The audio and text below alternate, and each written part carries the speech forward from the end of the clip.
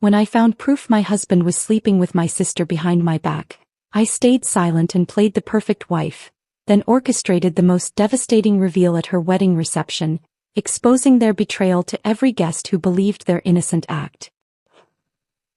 "She's working late tomorrow, right? Come over then. I'll make your favorite." I'm reading this text message from my sister Maya to my husband Paul at 1:30 in the morning, and the she they're casually discussing is me. Not Erin, not your wife, not your sister, just she, like I'm an inconvenience to work around, a schedule to coordinate around, an obstacle between them and whatever this is. I keep scrolling through their messages, going back months, watching their affair unfold in reverse, and every message makes me feel sicker and stupider and angrier. They've been doing this for 2 years.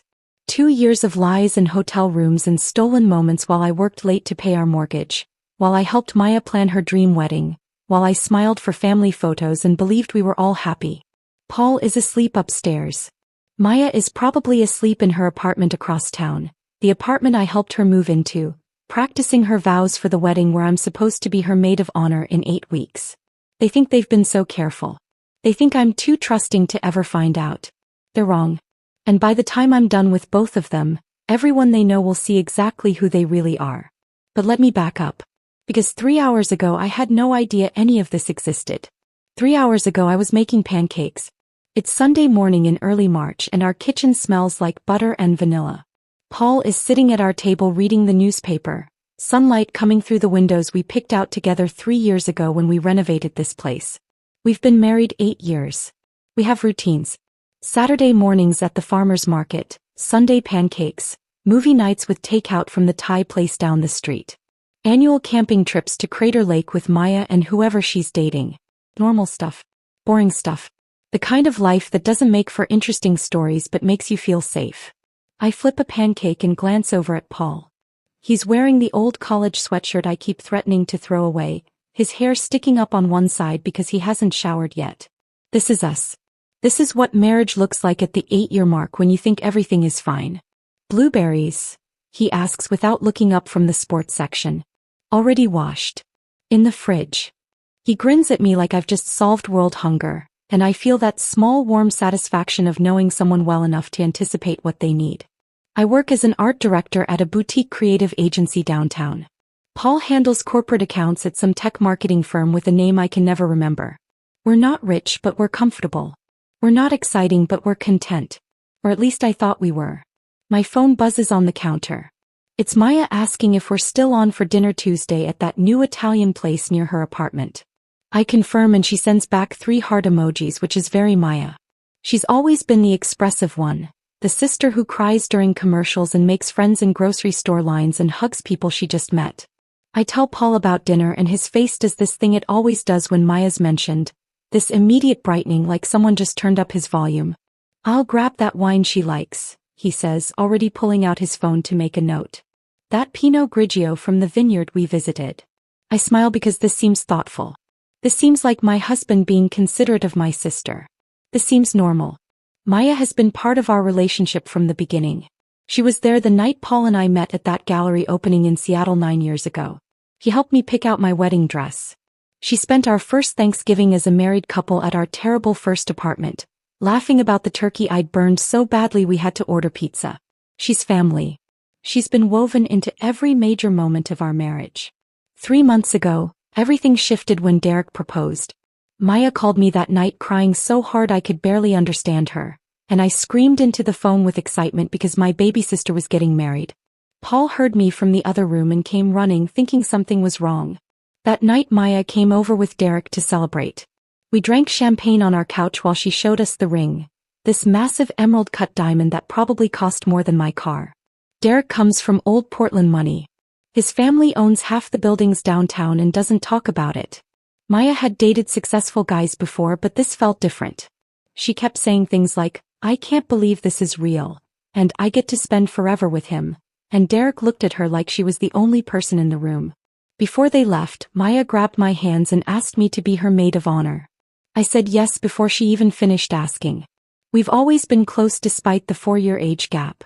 Growing up, she was my shadow, following me everywhere, copying my outfits, asking a million questions. As adults, we evolved into best friends. Daily phone calls, weekly lunch dates, trading advice about everything from work drama to relationship problems to which concealer actually worked. When Maya started planning the wedding, I became her full-time consultant. Hours looking at venues, debating color schemes, tasting cakes until we felt sick. Paul was always eager to help, offering to drive us to appointments or pick up samples or give his opinion on centerpieces. I loved that my husband cared enough about my sister to be involved. Maya usually scheduled our planning sessions for evenings when I'd be working late, which made sense. She worked as an event coordinator at a luxury hotel, so her schedule was more flexible than mine. It never occurred to me to question why she preferred those specific times, or why Paul was always so available to help when I couldn't be there. Everything seemed perfect, uncomplicated, normal. Then came the night with the perfume. 6 weeks after Maya's engagement. Late January. Paul came home just before midnight from what he said were drinks with clients. When he leaned down to kiss me hello, I smelled it, perfume that wasn't mine. Something floral and expensive. The kind of scent that lingers on clothes. I was half asleep on the couch where I'd been waiting up, and I asked about it in this light, teasing way. Not accusatory. Just curious. Oh, one of the clients is this woman who hugs everyone goodbye, he said, not missing a beat. You know how some people are. His tone was so casual, so unbothered, that I immediately felt stupid for noticing. I laughed it off. We went to bed. I told myself it was nothing because it was nothing. People hug. Perfume transfers. This is what happens when you work late with colleagues. 3 days later, I stopped by Maya's apartment to drop off wedding magazines. And there it was, that same perfume sitting on her bathroom counter in an elegant glass bottle. I recognized it instantly. That specific floral scent. Something in my stomach twisted. I stared at that bottle longer than was normal, trying to make sense of the coincidence, and Maya came out of her bedroom asking if I was okay. Yeah, just spacing out. Long week. She hugged me and said I worked too hard, that I needed to take more time for myself. I left feeling unsettled in a way I couldn't name. It was nothing. It had to be nothing. Lots of women wear the same perfume. My brain was creating problems where none existed. But after that night I started noticing other things. Paul's phone was suddenly always face down. On the kitchen counter. The nightstand. The coffee table. Every surface. He started taking it into the bathroom when he showered, which he'd never done before. When notifications came through, he'd angle the screen away in this automatic way, like he didn't even realize he was doing it. Over breakfast one Tuesday, I mentioned to Maya that Paul seemed distracted lately. Maybe stressed about work. She squeezed my hand across the table. All marriages go through phases like this, Erin. You're overthinking it. Paul adores you. Don't create problems where there aren't any. I believed her. Why wouldn't I? He was my sister. My best friend. She'd never steer me wrong. But the changes in Paul kept coming. He started waking up at 5 in the morning for the gym, something he'd never done in our entire relationship. New workout clothes appeared in the laundry. Expensive protein powders on the counter. Running shoes I didn't recognize by the door. He bought tailored shirts that fit differently. Started using cologne I'd never seen. Switched from his regular barber to some trendy place downtown. Just trying to take better care of myself, he said when I asked. Stay competitive. I'm not getting any younger. His work hours stretched longer. Client dinners 3 times a week became normal. Weekend conference calls. Late nights at the office for pitches that never seemed to close. When I suggested joining him for dinner like I used to, he said it would be boring. Just shop talk. Nothing I'd enjoy. I started lying awake at night, staring at the ceiling while Paul slept peacefully beside me. Was I paranoid? Controlling? Was this just what happened at 8 years when the excitement wore off? My best friend Jennifer suggested couples therapy over wine one night. When I mentioned it to Paul, he laughed. We don't need to pay someone to tell us we're fine. You're overthinking things. I wanted so desperately for him to be right that I dropped it. Confrontation has never been my strength. I'm the peacemaker. The person who makes everyone comfortable and smooths over rough edges. So I pushed down the doubt and kept making Sunday pancakes like everything was fine. Until tonight. Tonight, Paul fell asleep on the couch after dinner, and his phone slid out of his pocket onto the cushion. The screen lit up with a notification. I wasn't trying to snoop. I was just going to plug it in for him. But the notification was from Maya. and the preview showed just enough text to make my blood run cold. I picked up the phone. His passcode is our anniversary, he's never changed it. And suddenly I was in his messages with my sister, scrolling through months of conversations I was never supposed to see. Plans to meet at hotels. Discussions about my work schedule. Jokes about how clueless I am. Photos of Maya wearing Paul's clothes, including that navy hoodie he claimed he lost 4 months ago. Now it's 1:30 in the morning and I'm sitting in our living room with my laptop, going through 2 years of lies, and Paul is still asleep upstairs, completely unaware that everything is about to change. Maya's wedding is in 8 weeks. I'm supposed to stand beside her as maid of honor and smile while she marries Derek, this genuinely kind man who has no idea his bride has been having an affair with her sister's husband. I should wake Paul up right now. Scream at him. Call Maya and destroy her. But I don't. Because sitting here in the dark taking screenshots and backing them up to 3 separate cloud drives, I realize something. I'm not going to confront them. Not yet. I'm going to play the perfect wife. The devoted sister. I'm going to help Maya with every wedding detail, smile in every photo, give the maid of honor speech everyone expects. And then I'm going to burn their entire world down in front of 200 people who think they're good people. They think I'm too nice to fight back. Too trusting. Too weak. They're about to find out how wrong they are. The days that follow are strange. I move through them like I'm underwater, everything muffled and distant, but on the surface I'm perfectly normal. I go to work. I answer emails. I smile at Paul across the dinner table and ask about his day like I don't know exactly what he did today, who he texted, where he went. Because I'm still checking. Every morning after he leaves for the gym, I log into his iCloud and read the new messages. Every night while he showers, I scroll through his calendar and cross-reference it with Maya's Instagram stories. I'm building a timeline now, a detailed map of their affair that spans 2 full years. 2 years. That number keeps hitting me in waves. 2 years of family dinners where they sat across from each other and smiled. 2 years of holidays and birthdays and ordinary Tuesdays. 2 years of me confiding in Maya about my marriage, about my worries that Paul seemed distant, while she nodded sympathetically and told me I was imagining things. The worst part isn't even the affair itself. It's the coordination. The planning. The casual way they discuss me like I'm a scheduling problem to solve rather than a person they're betraying.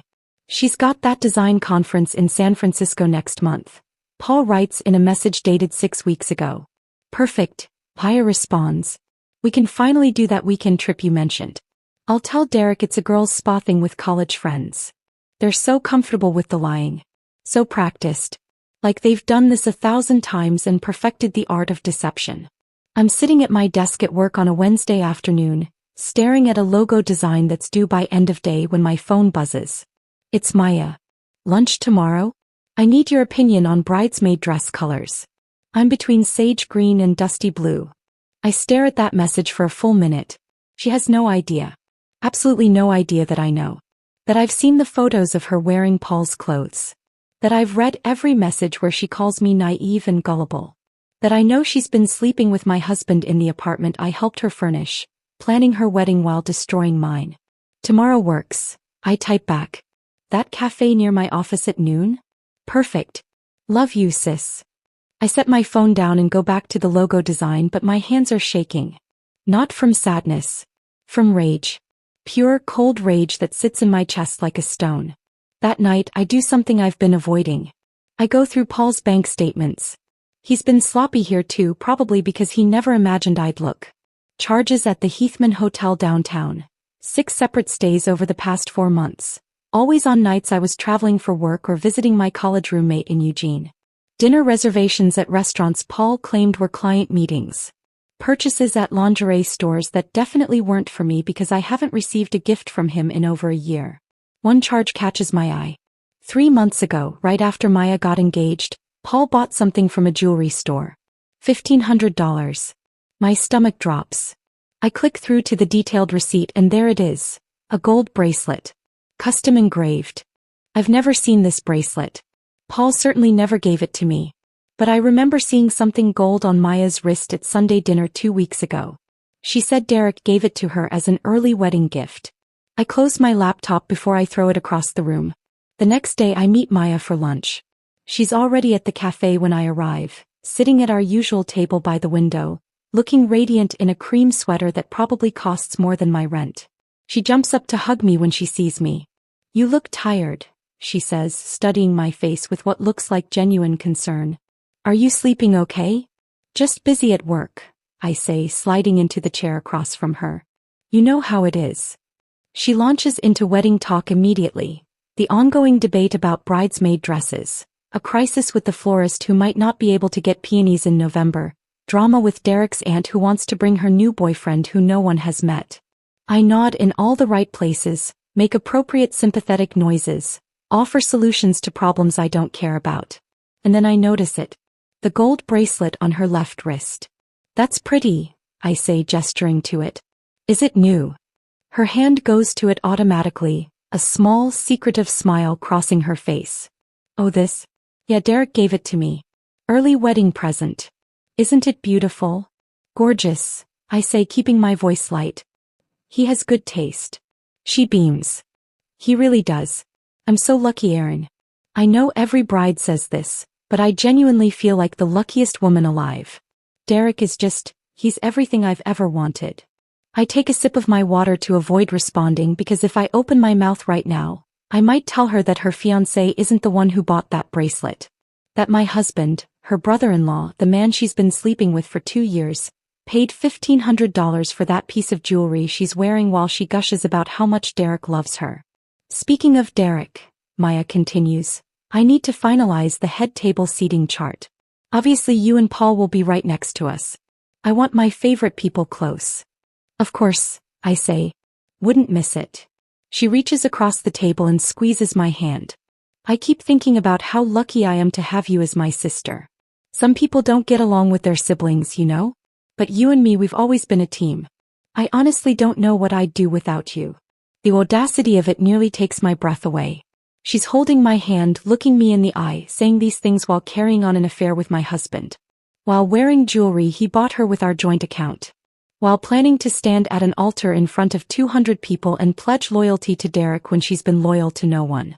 "I feel the same way," I hear myself say. "You're my best friend, Maya. Always have been." Her eyes get misty. "Don't make me cry.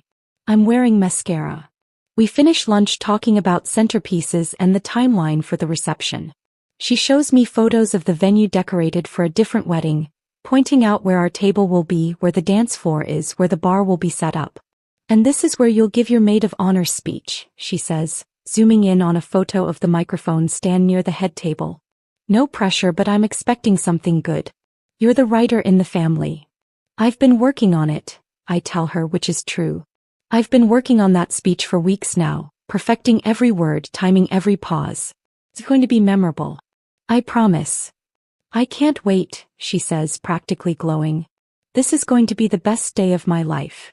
I smile back at her. "I'm sure it will be." When we part ways after lunch, she hugs me tight and tells me she loves me, and I hug her back and say it too, and neither of us means it, but only one of us knows that. I walk back to my office in the cold November air and I feel nothing. No sadness. No conflict.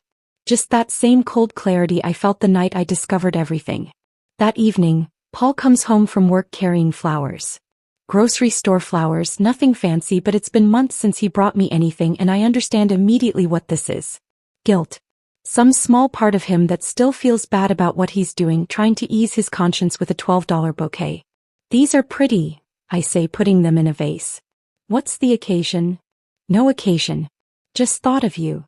He kisses my forehead and goes to change out of his work clothes, and I arrange the flowers in water and think about how I'm going to destroy him. Not physically. Not through violence or screaming or dramatic confrontation. I'm going to destroy him socially, professionally, in every way that matters to him. And he's not going to see it coming. My phone buzzes. It's a text from Maya. "Thanks for lunch today. You always know how to make me feel better. Love you so much." I type back quickly, "Love you too. Can't wait for the wedding. It's going to be perfect." And I mean it. Because it will be perfect. Just not in the way she thinks. I finish arranging Paul's gilt flowers, pour myself a glass of wine, and sit down to work on my maid of honor speech some more. I've got 8 weeks until the wedding. 8 weeks to play the role of supportive wife and devoted sister. 8 weeks to make sure every piece of evidence is backed up, Every detail is perfect, every word of my speech is exactly right. Paul comes back downstairs in sweatpants and finds me at the kitchen table with my laptop. Work stuff, he asks. Wedding planning, I say, not looking up. Maya's speech. Want to make it special. He smiles that warm, proud smile. You're such a good sister to her. She's lucky to have you. We're lucky to have each other, I reply, meeting his eyes. He has no idea how true that's about to become. The weeks that follow become a masterclass in performance.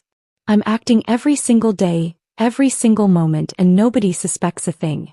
Not Paul, not Maya, not my parents, not our friends. I am the perfect wife. The devoted sister. The reliable maid of honor who shows up to every appointment with a smile. But underneath the performance, I'm building something else entirely. Every morning starts the same way. I wake up before Paul, make coffee, check his iCloud account while the machine brews. New messages appear like clockwork. Last night was amazing. Can't wait to see you Thursday. She's going to be at that conference all weekend. We'll have 3 full days. I screenshot everything, save it to multiple cloud drives, add it to my growing timeline of their affair. Then I go downstairs, pour Paul's coffee exactly how he likes it, and kiss him goodbye when he leaves for the gym. The same gym where, according to his messages, he doesn't actually work out half the time. He meets Maya there. They grab breakfast after. Go back to her apartment while I'm at work.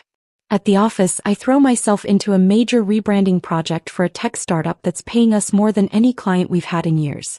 My boss comments on how focused I've been, how the quality of my work has actually improved despite the long hours. What she doesn't know is that staying late isn't about dedication. It's about avoiding home. Avoiding the charade. Some nights I sit in my car in the parking garage for 20 minutes, just breathing, preparing myself to walk back into my marriage and pretend everything is fine. Jennifer notices something's wrong during one of our monthly lunches. We're at our usual spot, this little bistro near Powell's Books, and she's watching me push salad around my plate without eating. You've lost weight, she says. Are you okay? Just busy with work, I tell her. And Maya's wedding stuff. You know how it is. Erin. She sets down her fork, her expression serious. I've known you since college. Something's off. What's going on? For a second I almost tell her. Almost let the whole story spill out right there over untouched salads and iced tea. But I can't. Not yet. Because if I tell Jennifer, she'll tell me to confront them immediately. She'll say I'm torturing myself by waiting. She won't understand that this isn't torture. This is strategy. I'm fine, I say, forcing a smile. Really? Just stressed. The wedding's in 5 weeks and Maya's losing her mind over details. Jennifer doesn't look convinced, but she drops it. We finish lunch talking about her own life. Her promotion at work, her latest dating disaster, safe topics that don't require me to lie. Maya calls that afternoon while I'm in a meeting. 3 missed calls in a row, which means wedding emergency. I step out and call her back. Oh, thank God, she says when she answers. Crisis. The florist can't get peonies. She's suggesting roses instead, but roses are so basic, Erin. Everyone has roses. This was supposed to be special. I close my eyes and count to 5. What about garden roses? They're fuller, more romantic. And we could mix them with ranunculus. Same color palette, more interesting texture. Silence on the other end. Then, that's actually perfect. God, you're so good at this. I don't know what I'd do without you. That's what sisters are for, I say, and the words taste like ash. That evening we have a dress-fitting appointment. I meet Maya at the bridal boutique downtown, and the consultant brings out her Vera Wang gown. This stunning off-shoulder design that probably costs more than most people's cars. I help her into it, buttoning each tiny pearl button up her spine, and she looks at herself in the mirror with tears in her eyes. Is this really happening? She whispers. Am I really getting married? You really are, I tell her, adjusting her veil. She turns to face me, mascara already starting to run. I'm so glad you're my maid of honor. I know I keep saying it, but I mean it. You're my best friend, Erin. You always have been. I hug her carefully, avoiding the dress, and over her shoulder I can see both of us in the mirror. 2 sisters. One in a wedding dress, one in jeans. Both of us lying, but only one of us knows it. We spend the next hour looking at bridesmaid dresses. She's finally decided on sage green, and I help her choose a style that will work for the different body types of her bridesmaids. We debate hemlines and necklines and whether the fabric will photograph well. Normal sister things. Wedding things. All while I'm mentally reviewing the hotel receipts I found last week showing Paul and Maya spent a weekend at the coast while I was in Eugene visiting friends. The worst part of the whole charade is Derek. Maya's fiancé joins us for dinner after the fitting, and he's exactly as nice as always. Asking about my day, telling jokes, clearly head over heels in love with Maya. He talks about their honeymoon plans to Italy, about the house they're looking at in the West Hills, about how excited he is to start a family. We're thinking maybe 2 kids, Maya says, squeezing Derek's hand across the table. Not right away, but within a few years. Derek grins. I want them to have your eyes. And I sit there eating pasta, nodding at appropriate moments, watching them plan a future that's built on lies, and I wonder if Derek will hate me after the wedding. If he'll understand I did him a favor, or if he'll wish I'd warned him privately instead of exposing everything publicly. But I can't warn him privately. Because if I do, Maya and Paul will have time to control the narrative, to spin the story, to paint me as jealous or crazy or vindictive. This has to be public. It has to be undeniable.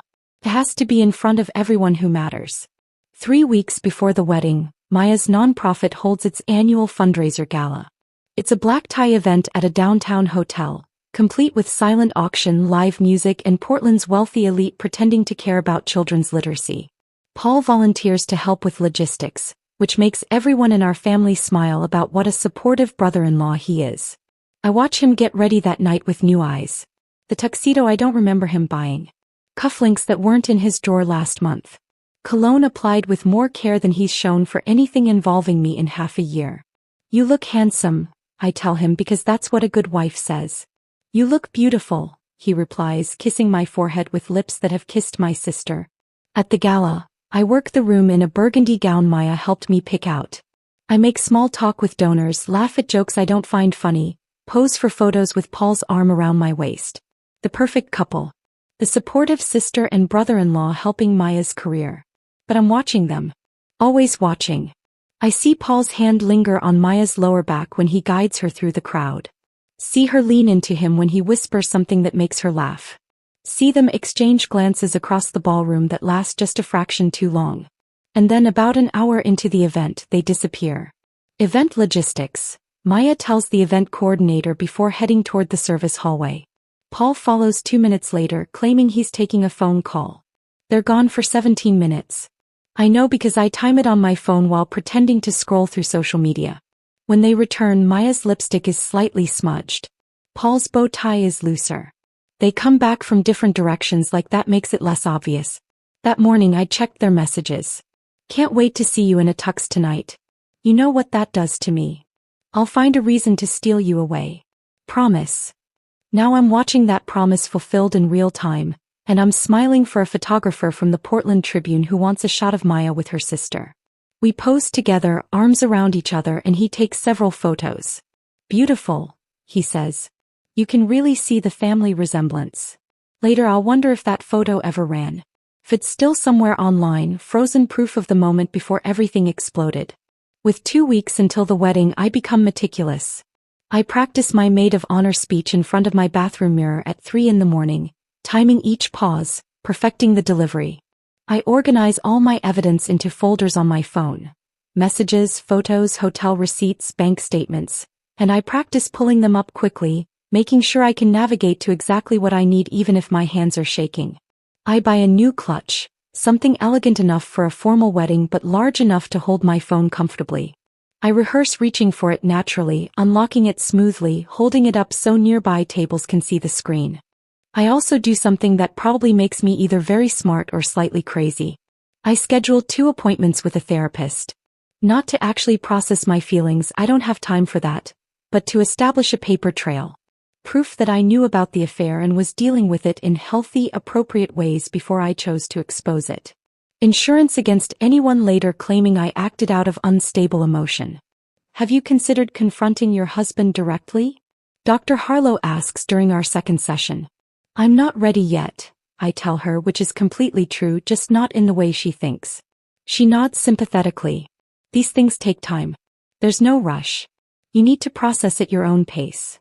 I nod back and let her believe that's what's happening. At night, I lie next to Paul in our bed listening to him breathe. He sleeps peacefully, no guilt keeping him awake, no conscience disturbing his rest. And I stare at the ceiling imagining the wedding reception. The beautiful waterfront venue. The 200 guests. The moment when I stand up with the microphone and everyone's attention. The moment when everything changes. For the first time in 2 months, lying there in the darkness, I smile. The wedding day arrives with weather that feels like mockery. Clear blue skies. Crisp November air. The kind of perfect Portland morning that makes people forget it rains here 9 months a year. I wake up at 5, earlier than necessary, but I couldn't sleep anyway. Today is the day I've been planning for 2 months. Today everything changes. I shower, do my makeup carefully, put on the sage green maid of honor dress Maya chose.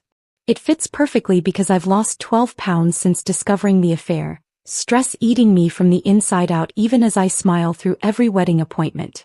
In the mirror I look composed. Elegant. The picture of a supportive sister ready to celebrate her sibling's big day. Nobody would guess I'm about to detonate a bomb. I arrive at the waterfront venue at 7 with my arms full of emergency supplies Maya texted me about at midnight. Safety pins. The specific shade of lipstick she wants for photos. Breath mints. A backup pair of nude heels in case hers give her blisters. The kinds of details only a devoted maid of honor would remember. The bridal suite is already chaos when I walk in. Bridesmaids everywhere, mimosas flowing, our mother crying happy tears while the hairstylist works on bridesmaid number 3. Maya sees me and practically runs across the room. "Oh, thank God," she says, hugging me tight. "I've been panicking all morning. I couldn't remember if I told you about the lipstick and I thought you might forget and..." "I got everything," I tell her, holding up the bag. Deep breaths. "It's all going to be perfect. And it will be. Just not the way she thinks." Maya's already in her robe, hair done in these perfect loose waves, makeup half finished. She looks radiant in the way brides do, glowing with excitement and nerves and the absolute certainty that today is the beginning of her happily ever after. "Come help me get into the dress," she says, pulling me toward the corner where her Vera Wang gown hangs like a work of art. Our mother and 2 bridesmaids help lift it carefully and I guide Maya into it, pulling it up, adjusting the fabric, buttoning each tiny pearl button up her spine. There are 42 buttons. I count them. Our mother cries. The photographer circles us, capturing these intimate sister moments. The older sister helping the younger one into her wedding dress.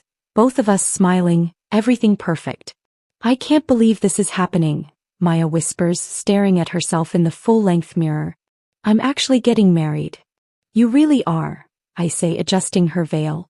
She turns to face me, tears already starting to mess up her mascara, and grabs both my hands. "I don't know what I would have done without you, Erin. Through all the planning, all the stress, all the little disasters. You've been my rock.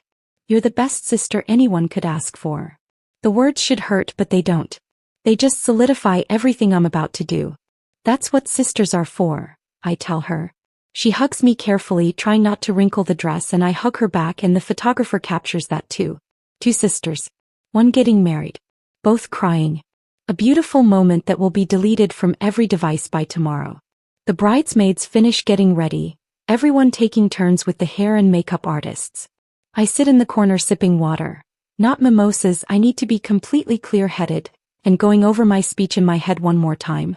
I've memorized it. Every word. Every pause. I know exactly when to reach for my phone, exactly which screenshots to show first, exactly how to deliver each line for maximum impact. My phone buzzes. It's Jennifer. "Thinking of you today. Know you've been stressed about the speech. You're going to do great. Love you." I type back, "Thanks. Today's going to be memorable." Around 9:30, our mother insists on photos of just her and her daughters. The photographer poses us by the window. Natural light streaming in, Maya in her wedding dress, me in sage green, Mom in navy blue. We smile. We hold hands. We look like the picture of family happiness. "Why, beautiful girls," Mom says, crying again. "I'm so proud of both of you." Maya squeezes my hand. I squeeze back.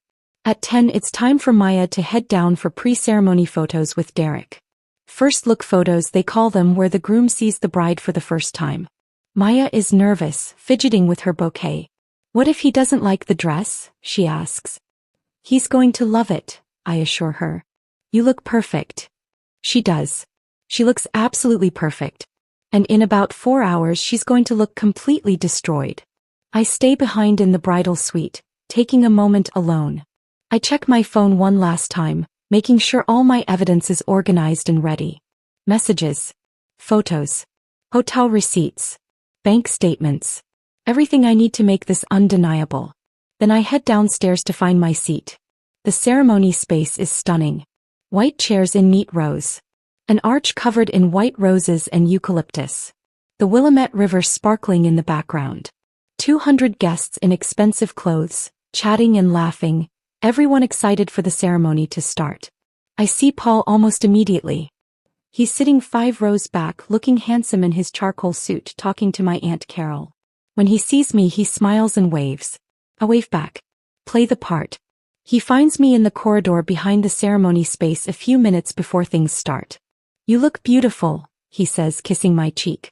Several bridesmaids walk past and smile at us. Such a loving couple. Thank you, I say, reaching up to straighten his tie even though it doesn't need straightening. You clean up pretty well yourself. Big day for Maya, he says. She's so happy, I reply. She and Derek are perfect together. They really are, he agrees, and I wonder if he hears the irony in his own words. My phone buzzes in my clutch. Jennifer again. You okay? You seemed really off at the dress fitting. If you need to talk after today, I'm here. I type back quickly, I'm good. About to get the closure I didn't know I needed. The music starts. It's time.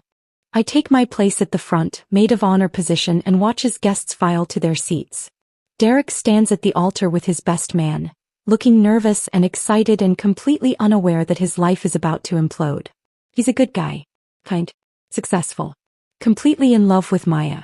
And she's been lying to him for 2 years. The processional begins. Bridesmaids walk down the aisle one by one. Then it's my turn.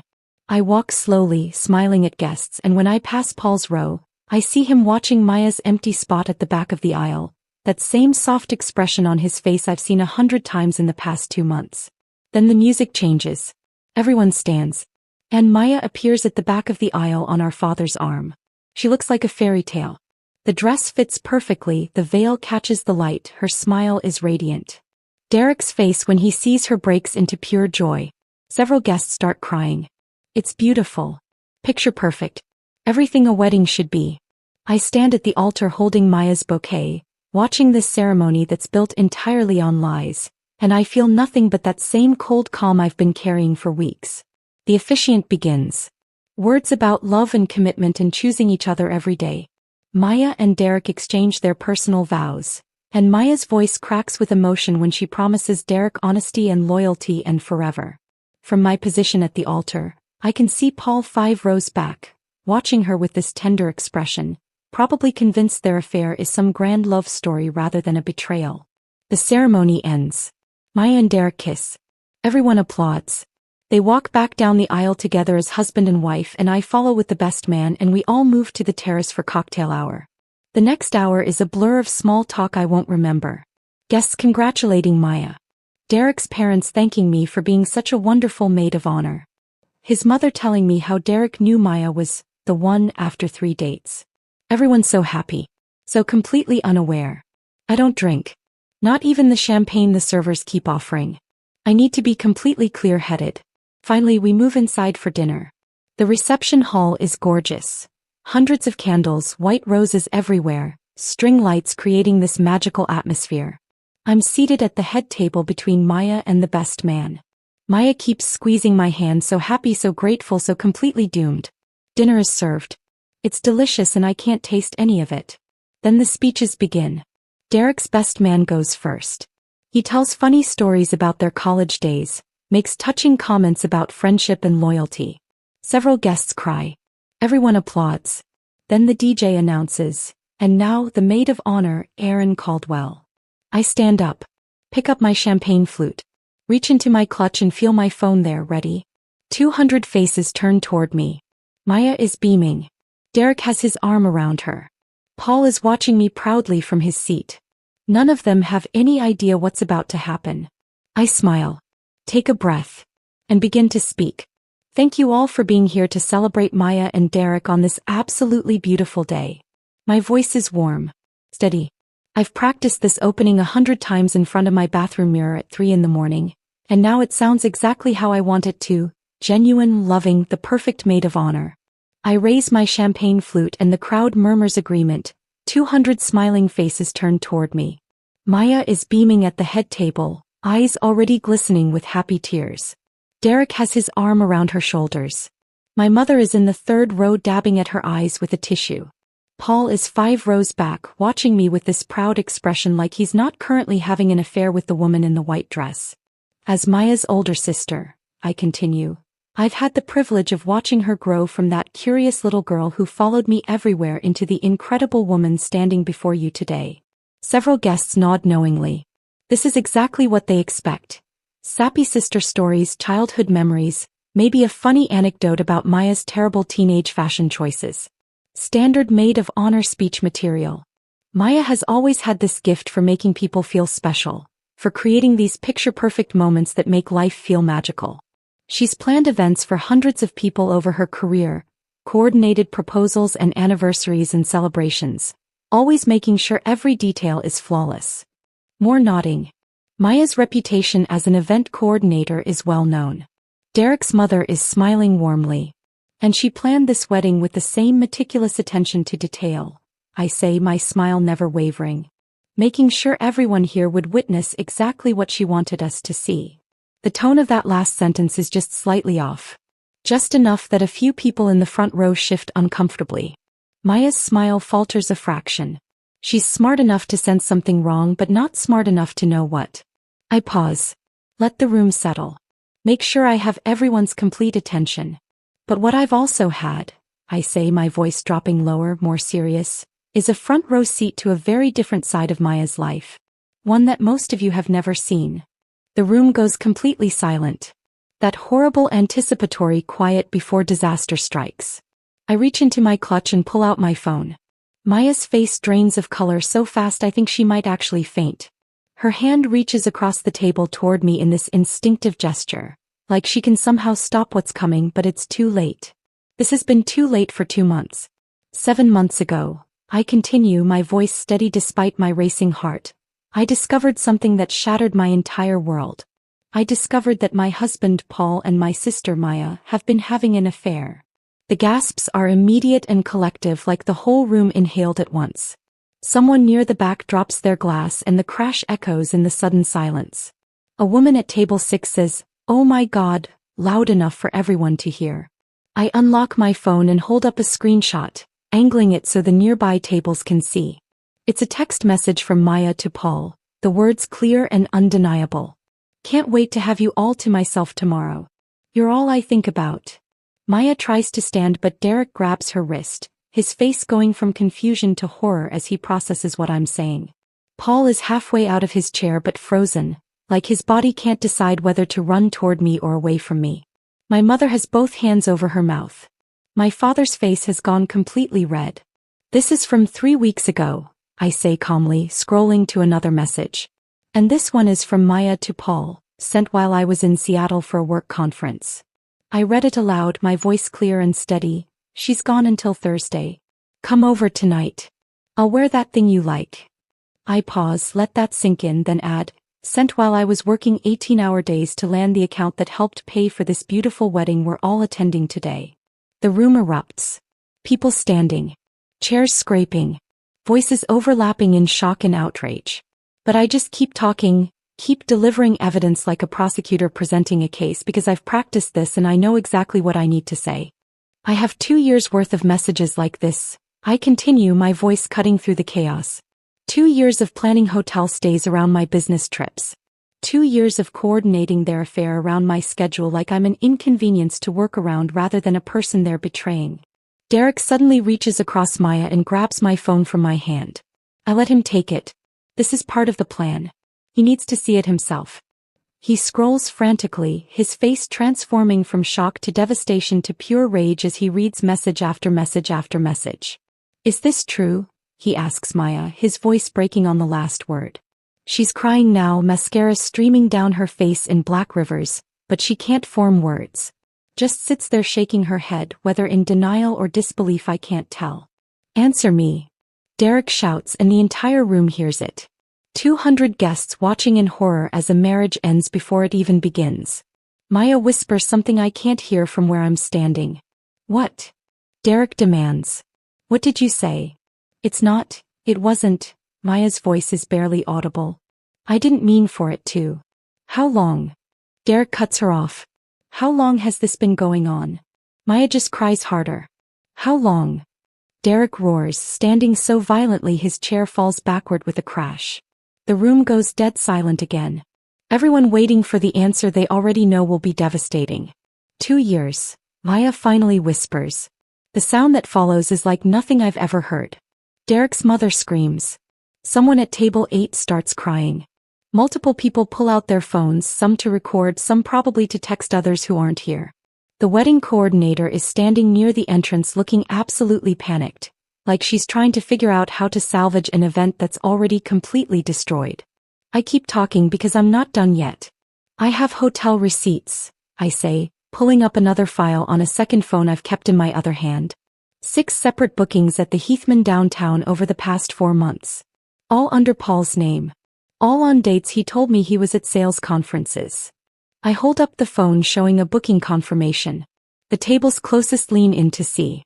I have their Telegram messages where they joke about how oblivious Derek and I are. How easy we are to fool. How trusting we are, like trust is a character flaw instead of what you're supposed to have in a marriage. Paul finally finds his voice. Aaron, you're taking this out of context. If you would just let me explain. Explain what? Derek cuts him off, rounding on Paul with such hatred in his eyes that Paul actually steps backward. Explain how you've been sleeping with my wife? How you've been lying to your own wife and to me for 2 years? What context makes that acceptable? Paul opens his mouth but nothing comes out. Derek turns back to Maya. I asked you to marry me because I thought you were the most honest person I'd ever met. You told me you valued loyalty above everything. You stood at that altar 20 minutes ago and promised me honesty and commitment and forever, and it was all lies. Everything was lies. I do love you, Maya sobs. I really do, Derek. I don't. Derek's voice is cold now, all the rage burned out, leaving only devastation. Don't say anything else. He rips his boutonniere off his suit jacket and throws it on the table. Then he looks at Maya one more time and the expression on his face is something I'll remember forever. Not anger, not hatred, just profound betrayal. This marriage is over, he says clearly, loudly for everyone to hear. We're done. I will never forgive you for this. He walks toward the exit. His groomsmen follow immediately. His parents start gathering their family, Derek's mother shooting Maya a look of absolute disgust as she passes the head table. Derek's father stops in front of Paul. If I ever see you again, he says quietly, it will be too soon. Then they're gone, half the wedding party streaming out behind them. Paul tries to approach me, hands raised in some placating gesture, but my father physically blocks his path.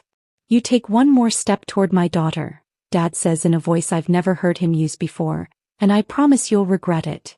Paul freezes. Looks around the room like he's searching for an ally. Finds none. Everyone is staring at him with disgust or shock or both. Maya is still sitting at the head table, sobbing so hard she can barely breathe, her beautiful Vera Wang gown now seeming obscene, her perfect makeup destroyed. Guests are gathering their things, leaving their tables, the reception dissolving into chaos around her. My mother is crying. My Aunt Carol is shouting something at Paul. Derek's cousin is recording everything on his phone. I don't say anything else. I've said everything I needed to say. I place my champagne flute carefully on the head table. Walk across the reception hall toward the terrace exit. My legs feel steady. My hands aren't shaking. Behind me I hear voices shouting questions at Maya and Paul, hear my mother begging someone to stop this, hear the beginning of the total annihilation I've spent 2 months carefully orchestrating. I push open the terrace door and step out into the cool evening air. For the first time in 7 months I can breathe. The terrace overlooks the Willamette River and I stand there alone for maybe 5 minutes just breathing. The evening air is cool against my skin. Inside I can still hear the chaos, raised voices, crying, the sound of chairs being moved as guests leave. But out here it's quiet. Peaceful almost. My phone starts buzzing in my clutch. I pull it out and see the screen lighting up with notifications. Texts, calls, messages flooding in faster than I can read them. I turn the phone off completely and put it back. I'm not ready to deal with any of that yet. Jennifer appears in the doorway. She must have been sitting near the back because she's here and most of Derek's family is already gone. She walks over without saying anything and just stands next to me looking out at the water. I have a bag packed at your place, I tell her. Can I stay with you tonight? Of course, she says. As long as you need. We leave through the side exit, avoiding the main reception hall entirely. I don't want to see Maya's face. Don't want to hear Paul trying to explain. Don't want my mother begging me to fix this somehow. I just want to leave. Jennifer drives because my hands are shaking too badly. Not from regret, from adrenaline finally crashing after 2 months of holding everything inside. We don't talk. She just puts on music and drives and I stare out the window at Portland passing by, the city lights blurring together. When we get to her apartment, I collapse on her couch and finally let myself fall apart. Not crying exactly. More like my whole body just gives out. 2 months of pretending. 2 months of smiling through dress fittings and cake tastings and wedding planning sessions. 2 months of sleeping next to Paul and making him breakfast and acting like I didn't know he was destroying our marriage. It's over. It's finally over. I sleep for 14 hours straight. When I wake up Sunday morning, Jennifer is sitting in the armchair across from me with coffee and a concerned expression. Your phone's been going crazy, she says carefully. I turn the sound off but the screen keeps lighting up. Might want to check it. I turn it on and immediately regret it. 247 missed calls. Texts filling up the screen faster than I can scroll. My parents. Paul. My relatives I haven't talked to in years. Friends from college. Coworkers. Everyone has something to say about what I did. Most of them I ignore. But there's one message that matters from David, the lawyer I quietly retained 3 weeks ago. Saw the video. Well done. Come to my office Monday morning and we'll file divorce papers. Video. What video? Jennifer sees my expression. You should probably see this, she says, pulling out her laptop. Someone at the wedding filmed my entire speech. The whole thing from my opening words to the moment Derek stormed out. They posted it on social media with the caption, Maid of Honor exposes bride's affair at wedding reception. It has 2 million views. I watch it once, seeing myself standing at that microphone, voice steady, delivering every line exactly as I practiced. Maya's face draining of color. Derek grabbing my phone. The room erupting into chaos. It's all there, recorded in high definition for the world to see. It's everywhere, Jennifer says quietly. Twitter, Instagram, TikTok. Local news picked it up this morning. They have opinions. I scroll through the comments. Half the people are calling me a hero. The other half are calling me cruel, vindictive, asking why I didn't handle this privately. Someone created a poll asking if my revenge was justified. Someone else made a reaction video analyzing my body language and microexpressions. Do you care? Jennifer asks. What they think. I close the laptop. No. This was never about them. This was about the truth. Monday morning I meet David at his office. He has divorce papers already drafted, just waiting for my signature. Paul isn't contesting anything. According to David, Paul's lawyer advised him that fighting would be pointless given the evidence. He wants to talk to you, David says. Called my office 6 times yesterday. I told him all communication goes through me, but he's persistent. Tell him no, I say, signing the papers. I have nothing to say to him. Paul comes home Monday afternoon to find all his belongings in boxes on the front porch. I'm not there. I'm still at Jennifer's, but David had the locks changed and taped a restraining order to the front door. Temporary, just until the divorce is finalized, but it means Paul can't come near me or contact me directly. His mother calls me that evening. I answer because I'm not angry at her, just at her son. Aaron, please, she says, crying. Paul is devastated. He made a terrible mistake, but he loves you. Can't you just talk to him? Try to work this out. Your son didn't make a mistake, I tell her, keeping my voice gentle but firm. He made a choice. Every day for 2 years he chose to lie to me. He chose to sleep with my sister. He chose to coordinate his affair around my work schedule. Those weren't mistakes. Those were deliberate decisions. And now he's living with the consequences. She tries to argue to guilt-trip me about marriage being sacred and forgiveness being important, but I hang up before she can finish. I've already forgiven enough, trusted enough, been understanding enough. I'm done. The real devastation starts Wednesday. Paul's colleague Marcus messages me that morning. We've met a few times at company events and he's always been friendly. Now he's reaching out to tell me he's disgusted by what Paul did. And to warn me about what happened at work. The viral video reached Paul's CEO Rebecca. She's known in Portland's tech scene for running a tight ship, enforcing strict ethical standards, maintaining the company's reputation above everything else. Having one of her senior account executives exposed in a viral video for having an affair with his wife's sister isn't the kind of publicity she tolerates. She called Paul into her office Tuesday morning. The meeting lasted less than 10 minutes. She gave him a choice, Marcus tells me over coffee. Resign immediately or be terminated for violating the ethics clause in his contract. He chose to resign because getting fired would have made finding another job basically impossible. How did he look? I ask, and I'm not sure why I care, except maybe I need to know this hurt him the way it hurt me. Like he aged 10 years overnight, Marcus says. Cleaned out his desk Wednesday morning. Half the office wouldn't even say goodbye to him. Janet from accounting actually told him he should be ashamed of himself. Right there in the hallway where everyone could hear.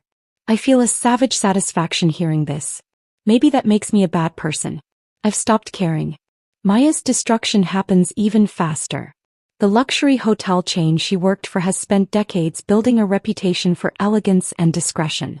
Having one of their event coordinators exposed in a viral video for conducting an affair with her sister's husband while planning her own wedding is exactly the kind of scandal they can't afford.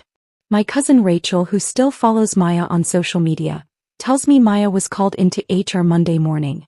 By Monday afternoon she was terminated. Conduct incompatible with brand values was the official reason. But losing her job is just the beginning. Derek's family owns Maya's apartment building. They gave her 30 days notice to vacate, the legal maximum, but their lawyer made it clear those 30 days would be as unpleasant as legally possible. Maya moved back into our parents' house within 2 weeks. Mom calls me Thursday evening. I almost don't answer, but something makes me pick up. She's not doing well, Aaron, Mom says, her voice heavy. She barely leaves her room. Won't eat. Won't shower. Just sleeps and cries. Part of me feels guilty hearing this. The part of me that remembers Maya as my little sister following me around looking up to me. But then I remember that same sister wearing Paul's hoodie in that photo. Coordinating their affair around my work trips. Helping him lie to my face hundreds of times. She made her choices, Mom, I say quietly. She's still your sister. Family should forgive. She betrayed me for 2 years. Looked me in the eye and lied while sleeping with my husband. That's not a mistake, Mom. That's not something I can just forgive because we share DNA. Mom goes quiet. Even she can't defend what Maya did, no matter how much she wants to play peacemaker. My father takes a different approach. He calls Maya's actions disgraceful, says he's ashamed of her, claims he can barely look at her. I appreciate the support, but something about his anger feels performative, like he's trying too hard to prove he's on my side. My brother Seth calls from Denver the day after the video goes viral. Holy shit, Aaron, is the first thing he says. Are you okay? I start crying. Not because I'm sad, but because Seth doesn't tell me what to do or how to feel. He doesn't try to mediate or fix anything. He just asks if I'm okay and then listens while I tell him everything. They deserved it, he says when I'm done. Both of them. And honestly, Derek deserved to know before he legally tied himself to someone like that. Mom doesn't see it that way. Mom wants everyone to be happy and comfortable, even when they don't deserve it. But you did the right thing, Aaron. You really did. The extended family splits predictably. Mom's side thinks I was cruel, that I should have handled things privately. Dad's side mostly supports me, saying Maya got what she deserved. Thanksgiving is in 5 weeks. Mom is already talking about having everyone over like always, like we can just sit around a table together and pretend none of this happened. I'm planning to spend it with Jennifer's family instead. I can't sit across from Maya and pass the potatoes. Can't listen to Mom try to force reconciliation over pumpkin pie. Can't perform forgiveness I don't feel for the sake of holiday tradition. Some bridges once burned don't get rebuilt. And I'm finally okay with that.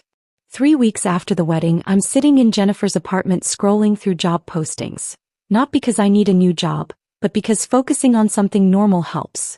When my phone buzzes with a text from an unknown number. This is Derek. I know this is weird, but I'd like to talk if you're willing. No pressure. I stare at that message for a full hour.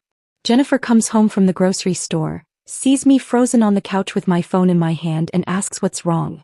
Derek wants to meet, I tell her. Derek as in Maya's ex-fiancé Derek? Yeah. Jennifer sits down next to me. What do you want to do? That's the question, isn't it? Part of me wants to ignore the message, keep that boundary firmly in place. But another part, the part that's been carrying this weight alone for months, is curious. Derek is the only other person who understands exactly what Maya and Paul did. The only other person who was humiliated in front of 200 people. I text back, coffee tomorrow? That place on Morrison at 2. His response comes immediately. I'll be there. Thank you. The next day I arrive at the cafe 5 minutes early and find Derek already sitting at a corner table. He looks terrible. The polished, confident man from the wedding has been replaced by someone who's clearly not sleeping, not eating, barely holding it together. His button-down shirt hangs loose like he's lost weight. There are dark circles under his eyes that no amount of expensive grooming can hide. When he sees me, he stands awkwardly and for a moment neither of us knows what to do. Shake hands. Just sit down. We settle on sitting down.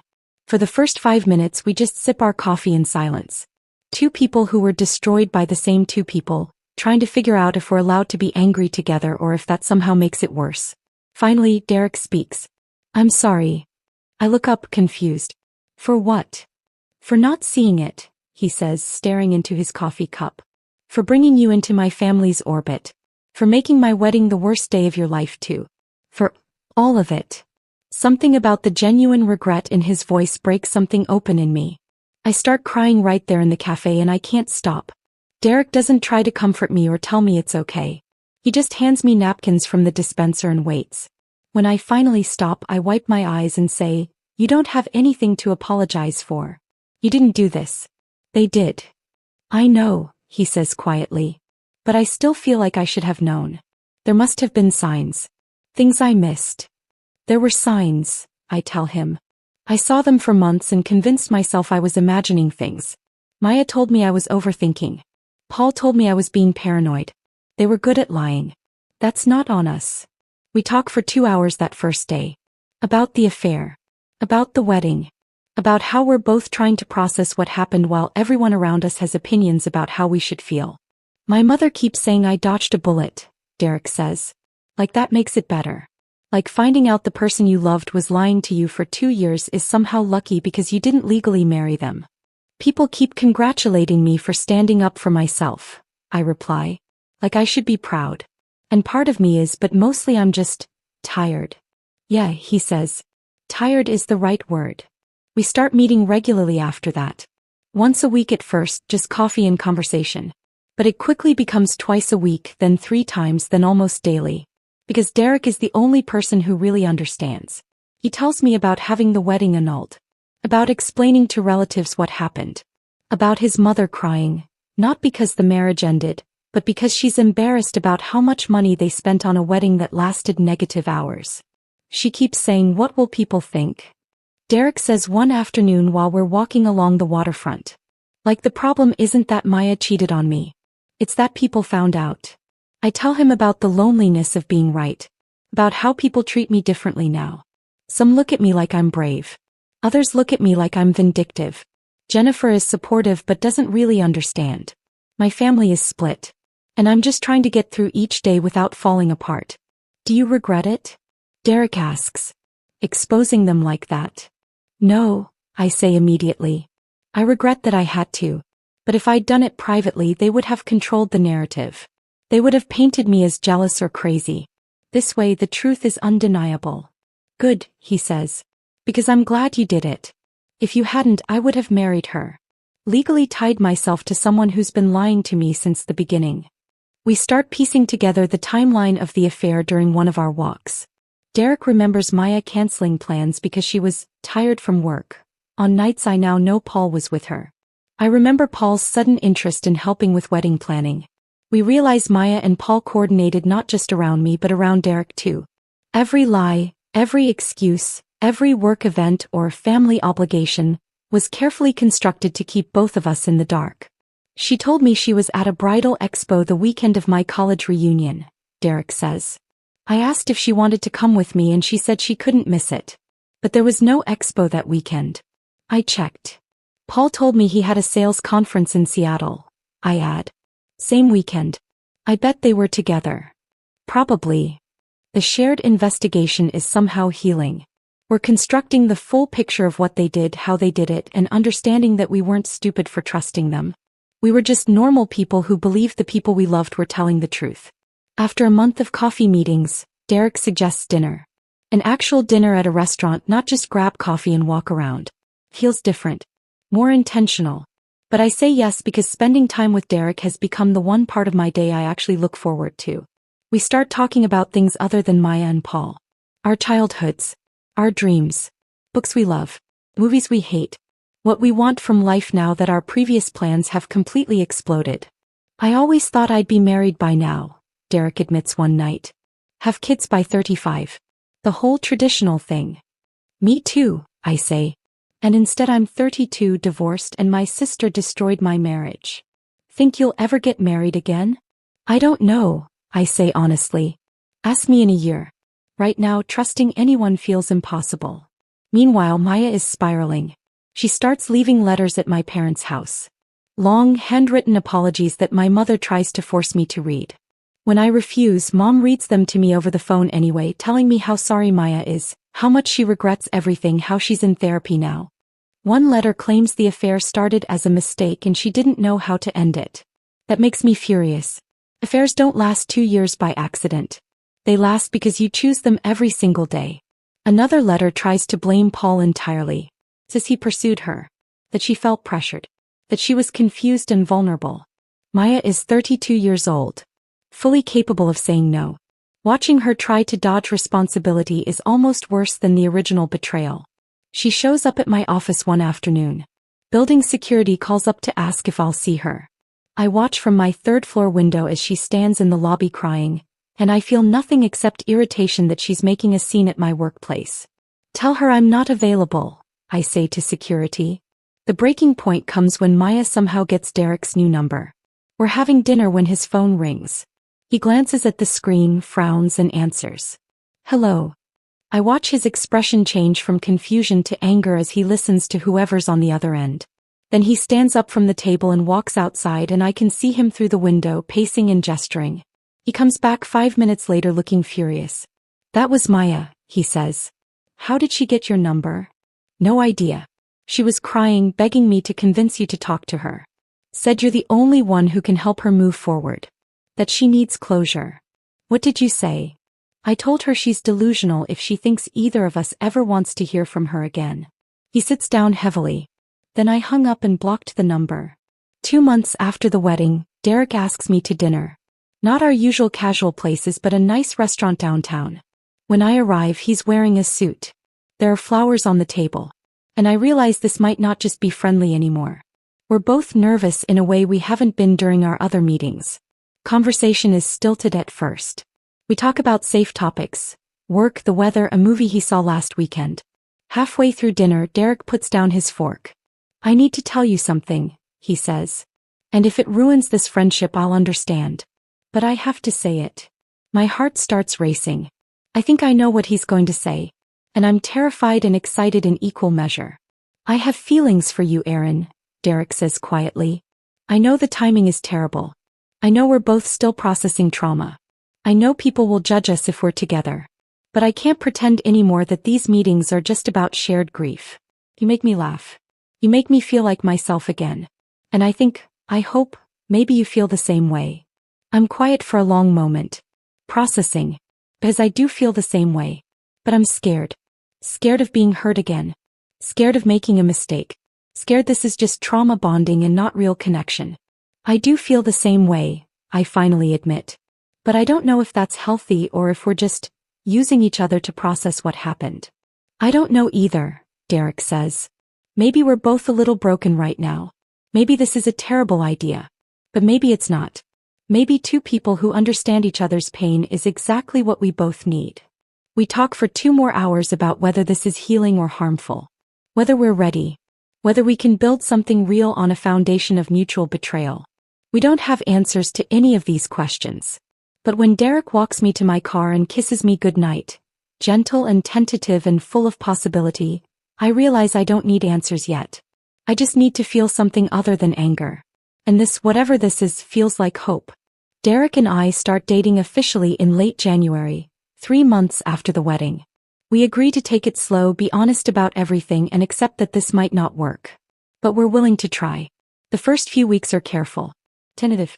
We're both so aware that we're building something on a foundation of shared trauma, and we keep questioning whether what we feel is real or just two hurt people finding comfort in each other. Do you think about her when you're with me? I ask him one night while we're having dinner at his place. He's quiet for a moment, then says honestly, sometimes. Not in a longing way. More like, I see something that reminds me of what happened and I have to consciously separate you from her. Does that make sense? Yeah, I say. I do the same thing. Sometimes you'll say something and I'll panic, wondering if you're lying too. If everyone lies. I'm not lying, he says. I promise you, Aaron. If this stops working for me, I'll tell you. No games. No deception. We decide early on to see a couples therapist, which feels ridiculous when we've only been dating a month, but we both agree we want to do this right. Dr. Chin asks us hard questions about whether we're trauma bonding, whether we're using each other to avoid processing our pain, whether we're actually compatible or just comfortable in shared anger. We don't have all the answers, but we keep showing up, keep being honest, keep choosing each other day by day. 5 months after the wedding, my divorce is finalized. The court proceeding takes less than 20 minutes. Paul doesn't even show up, he sends his lawyer as a representative. David structured the settlement so I keep the house, my retirement accounts, everything we built together. Paul gets his personal belongings and his car. When the judge declares our marriage dissolved, I feel relief more than anything else. It's finally officially over. Jennifer is waiting on the courthouse steps when I walk out into bright April sunshine. How do you feel? She asks, hugging me hard. Free, I say. And sad. And angry. And relieved. All at once. That evening, Derek takes me to dinner.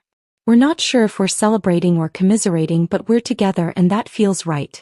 My family's lawyers finally settled with Maya, he tells me over dessert.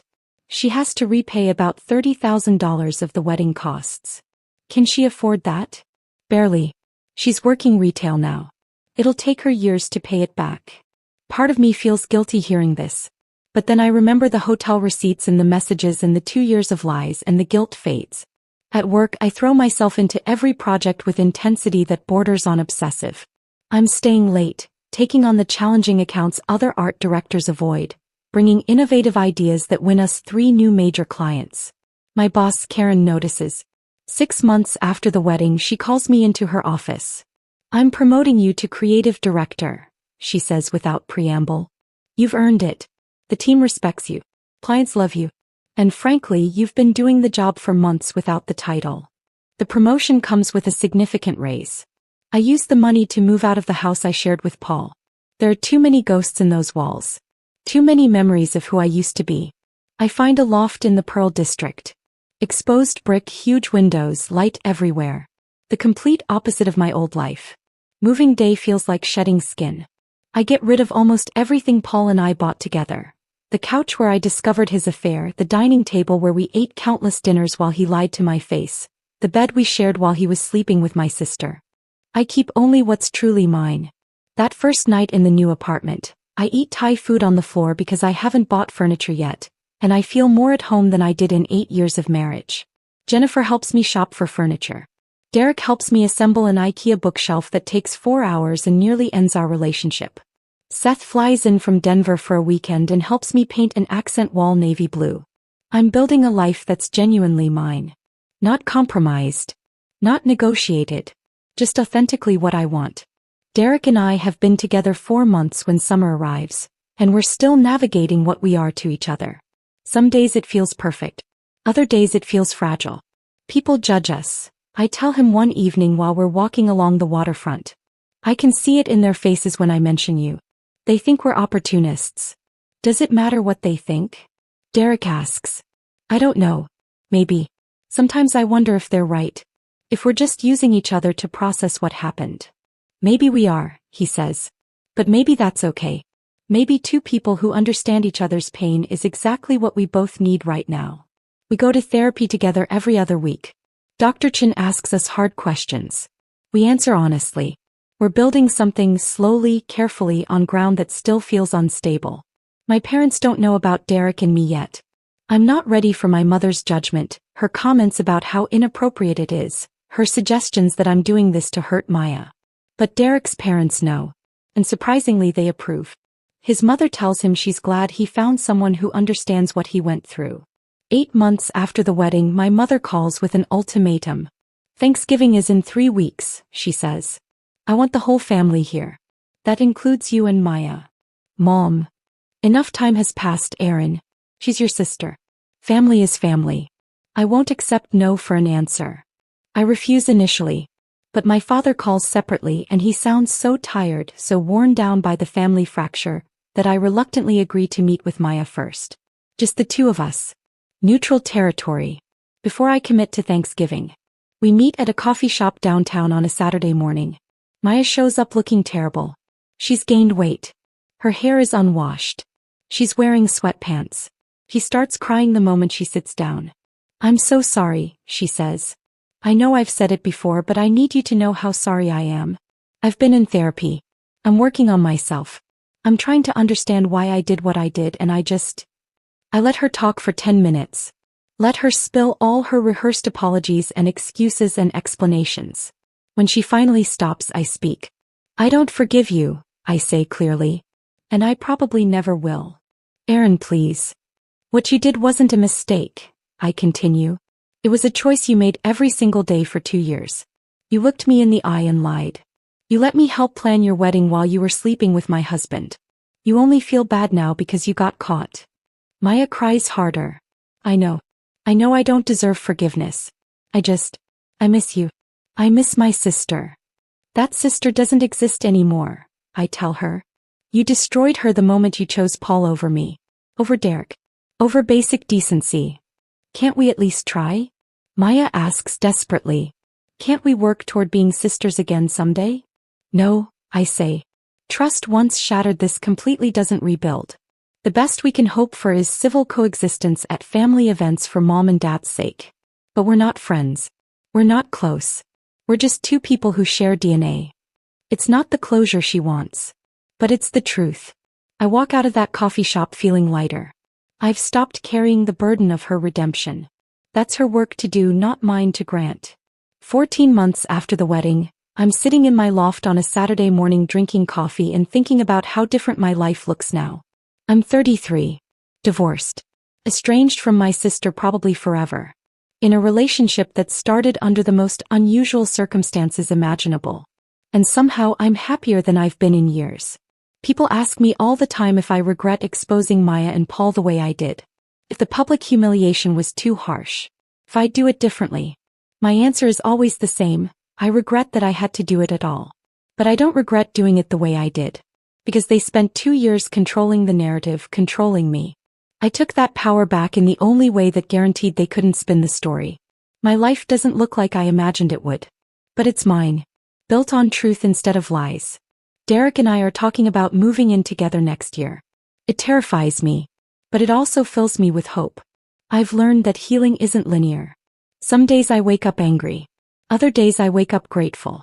Trust is harder to rebuild than people pretend. And revenge doesn't fix anything, but truth-telling does. I still see Maya at occasional family events. We're polite but distant. Strangers who share history but no longer share lives. And I've made peace with that being enough. My mother still hopes for reconciliation. My father has stopped hoping and just accepts the new normal. I've learned that I don't owe anyone my forgiveness. That boundaries are love in disguise.